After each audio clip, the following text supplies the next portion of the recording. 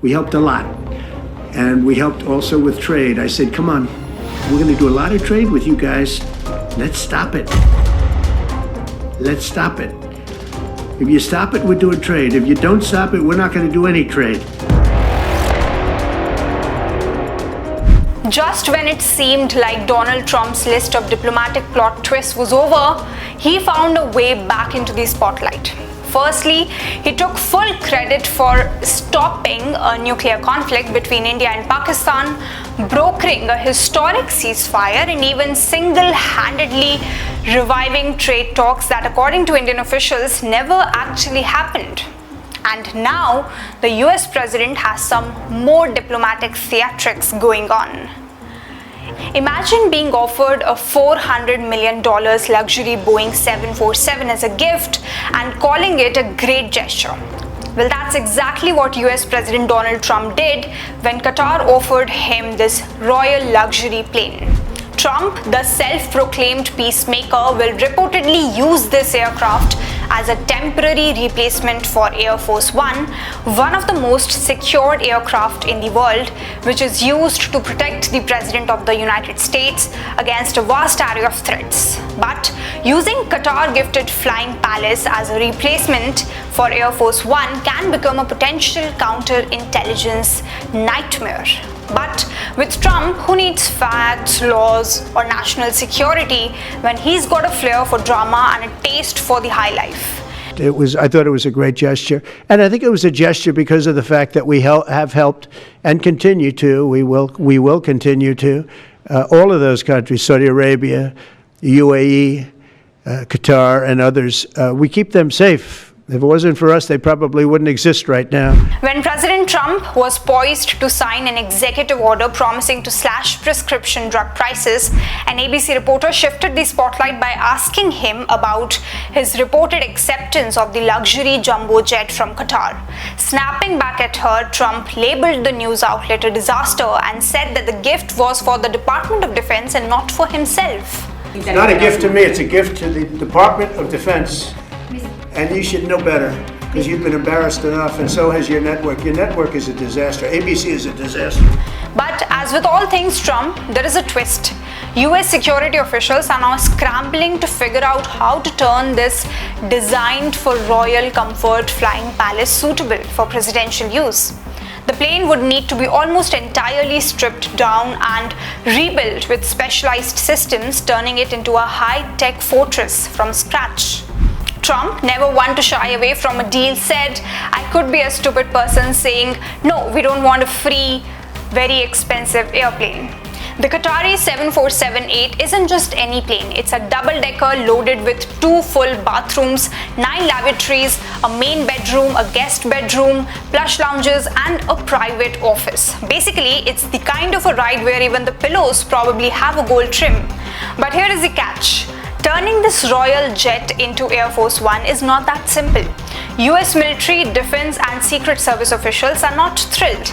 The Qatari jet, while newer than the current 40-year-old Air Force One, lacks all the little things like nuclear blast protection, security communications, and counterintelligence safeguards.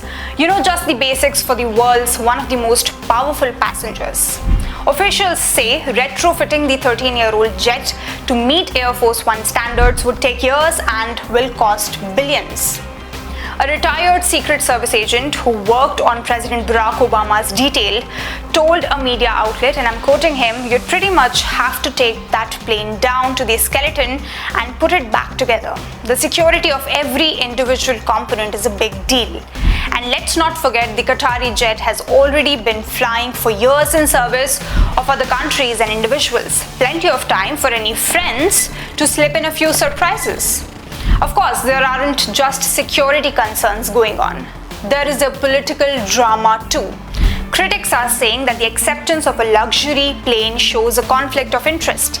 They are waiving the US Constitutional's emoluments clause that prohibits anyone holding a federal office from accepting any gift from a foreign state without the consent of the Congress.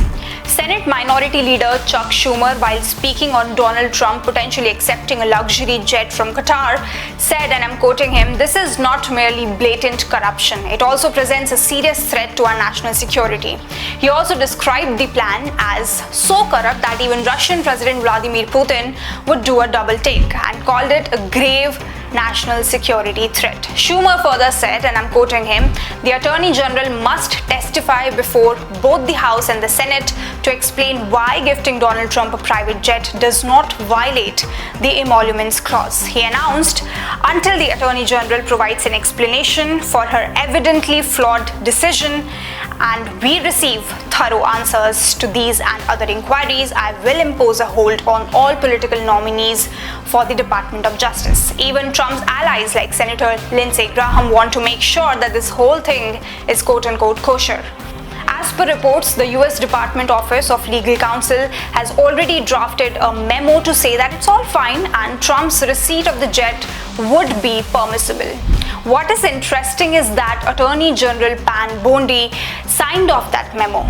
Pam Bondi was previously a lobbyist for Qatar during Trump's first term. She reportedly earned substantial fees of up to $115,000 per month for advocating on behalf of the Qatari government in Washington.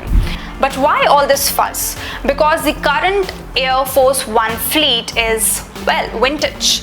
Trump has long wanted a new one, even displaying a model of his dream jet in the Oval Office.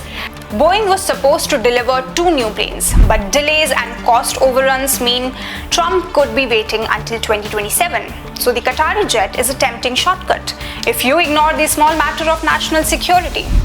If Trump does accept the plane, Secret Service and military teams will have to go check the plane every inch, quite literally. Current and former US military, defense and Secret Service officials are of the opinion that the Commander-in-Chief, President Donald Trump, will likely have to waive the existing security specifications to be able to use that plane. And who knows, Trump could very well do that. Trump says that once he's out of the office, he won't keep the Qatari jet. It will go to his presidential library, just like Reagan's old Air Force One. What do you think? Is this a power move or a security disaster waiting to happen? Let us know in the comments and don't forget to subscribe for more such global updates.